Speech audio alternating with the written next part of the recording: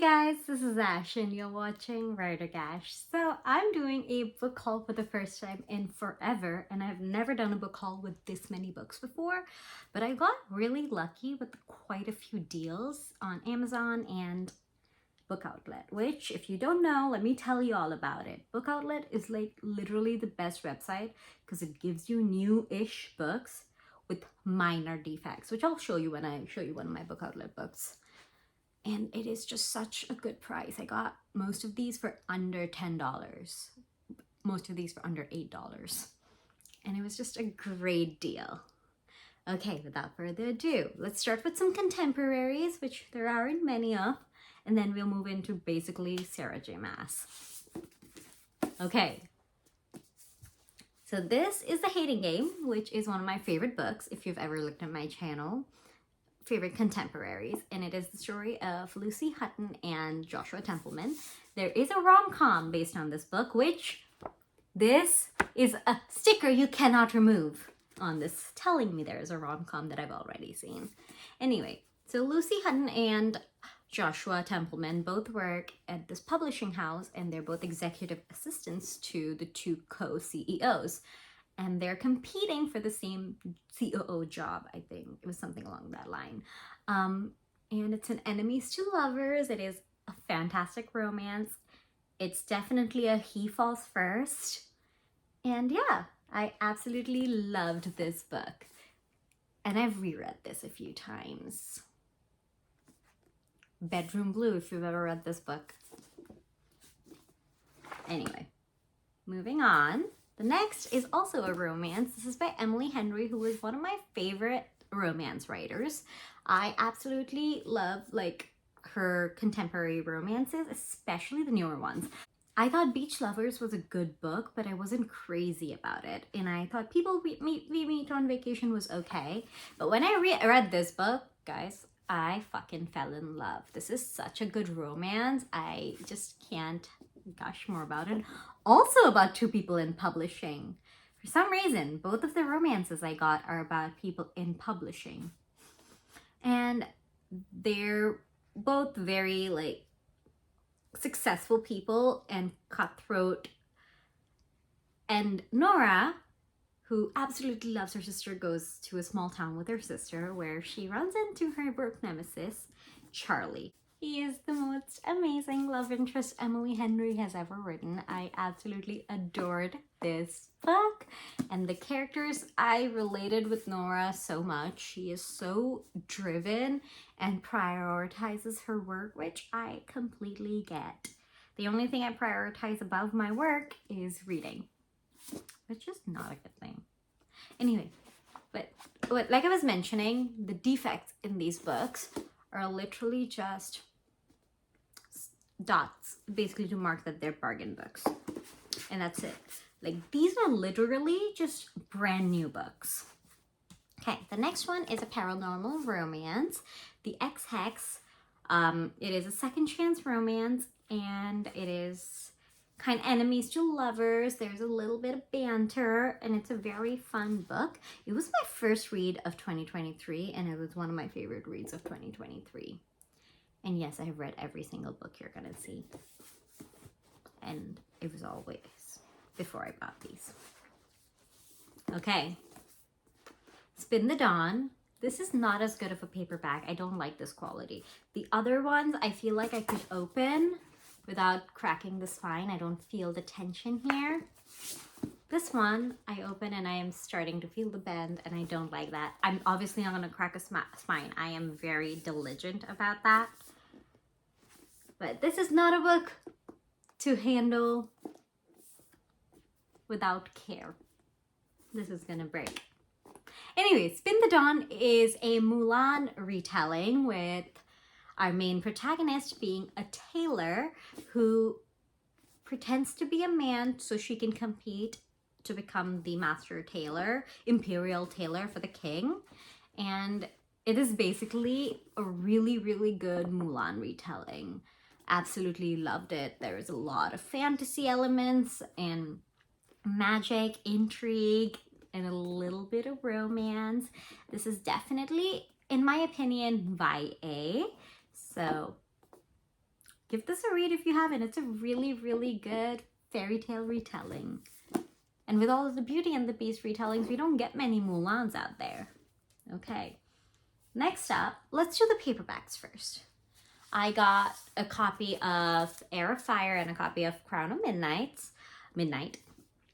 Taylor Swift has turned my midnight into midnights. And they're both from Book Outlet. And these don't even have markings on the bottom or anywhere, which makes me so freaking happy because it's basically like I bought new books, but for like half the price because it was for like $7 or $8. Such a good bargain, right? Anyway, but that is my second copy of these two books because I also bought the hardcovers. This is my Book Outlet haul. Now, let's move on to my Amazon haul. So first, Amazon had a buy one, get one 50% off. So I got 2 box sets. I got all of the paperbacks for the ACOTAR books because I have 2 hardcover editions, but none of the paperbacks, so I had to do it.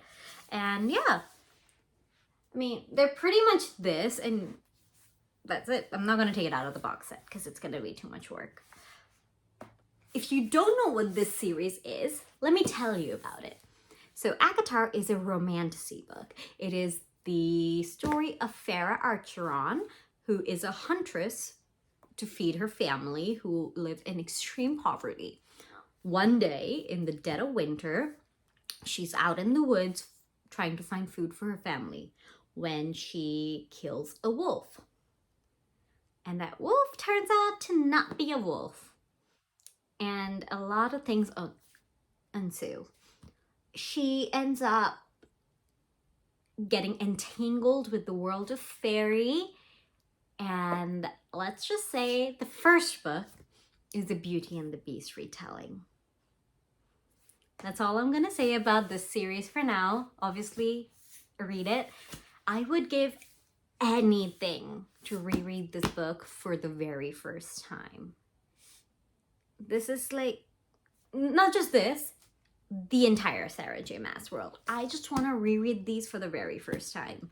I just reread all of these in January and I'm already trying to think about when I can reread these again so I can like take my time, enjoy each book, maybe annotate a little bit so I can have these little conversations with myself in the future when I reread and reread and reread. Because I reread these, at least one of these series, once a year. Because they're just so fucking good. Anyway, let's move on to Throne of Glass.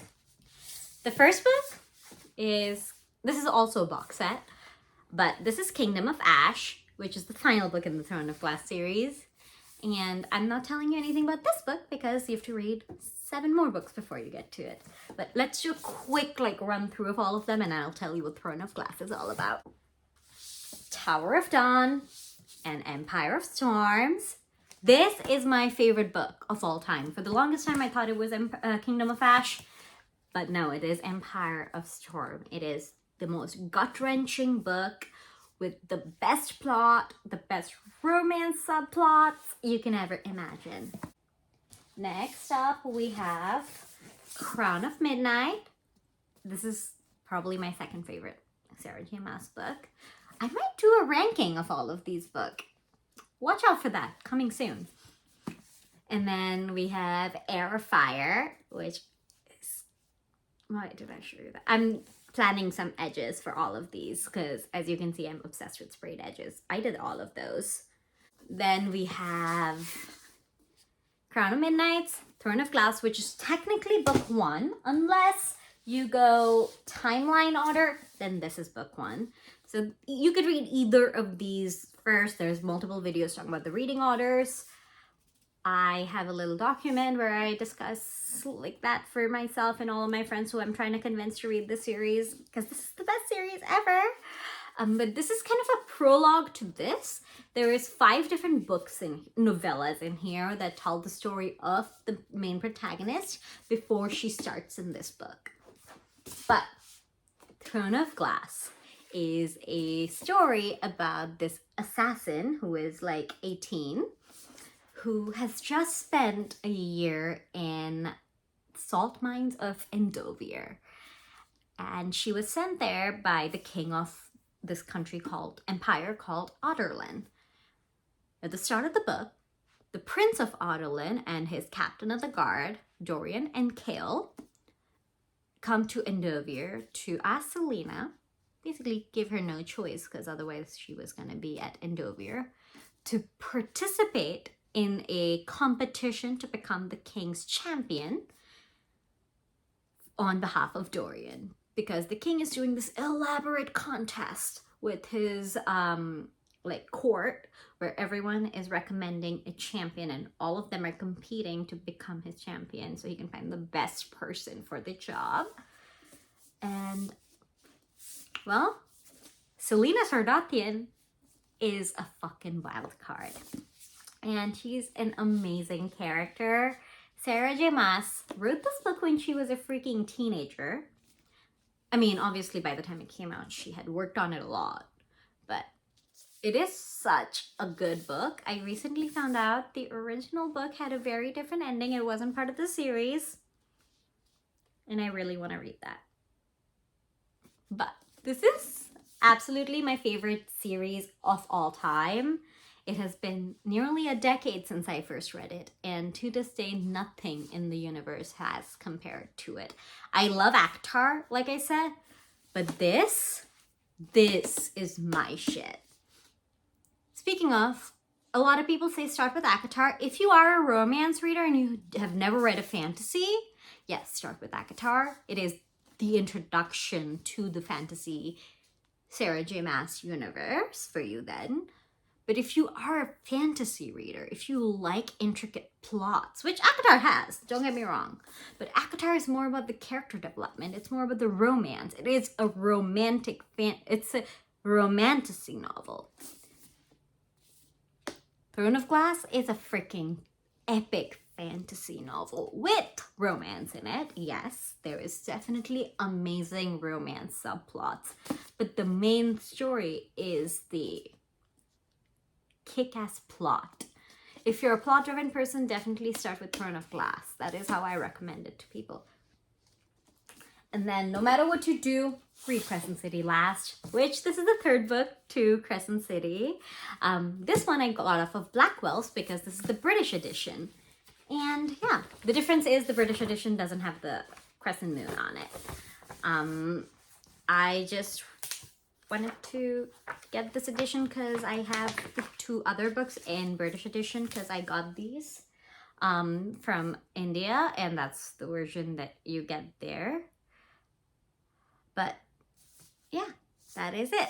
So Crescent City is Sarah's third series, and it is a little different from her other books because unlike the other books, it's not set in a medieval-ish world. It is set in a very futuristic / current time world with phones, cars, and all of that. But it still has the magical elements, so it's still got fairies and other things. With Crescent City, one of the hardest things is the startup. House of Earth and Blood.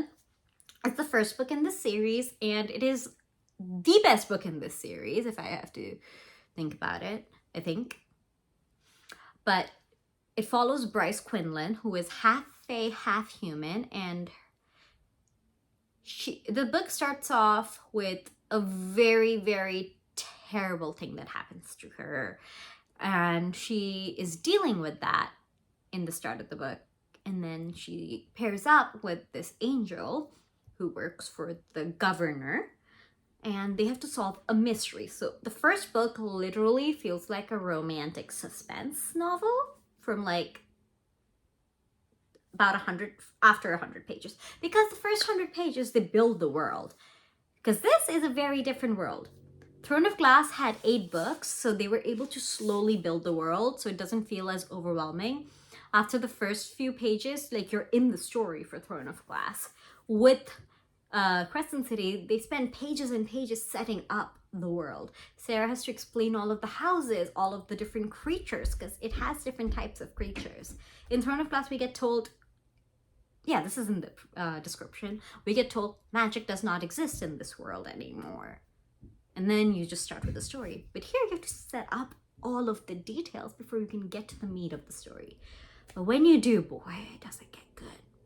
But that's why you will often hear people say they couldn't get through Crescent City, because there is over 100 pages of world building. It took me 6 months to get through that thing for the first time. Now I fly through it, but it's just all of that information. My brain struggled with processing. I was like, what's House of Earth and Blood? What's Sky and Breath? And this and that. And angels? What are shifters and mers? And all of this detail is just very, very overwhelming for a first-time reader. So it does take a lot. Nowadays, there are a lot of people who create spoiler-free guides into this world. So I would look up one of those and dive right in. Anyway, so this is the epic finale to that series, and it is a wonderful book. I thought it could have been 2 books because of like shoving it into 800 pages. It did feel a little bit rushed. But beyond that, I thought the plot was great. I thought the characters were amazing. I love them. Fell in love with them in the first 2 books. And it just keeps, like every Sarah J Maas book, series, it keeps like growing. And I felt like it was a great book. But yeah, I absolutely recommend all of the books I talked about in this video because they're just wonderful books. That's why I bought physical copies of the books I've already read. Anyway, so that is it for this video. Oh, there's one more thing. Okay, the other thing. Because I got it from the UK, my book came with this. It is a little booklet with one of the bonus chapters. This is the Bryce and Danica bonus chapter. It is so, so cute with this foiling leaves on the back. And then on the inside, I'm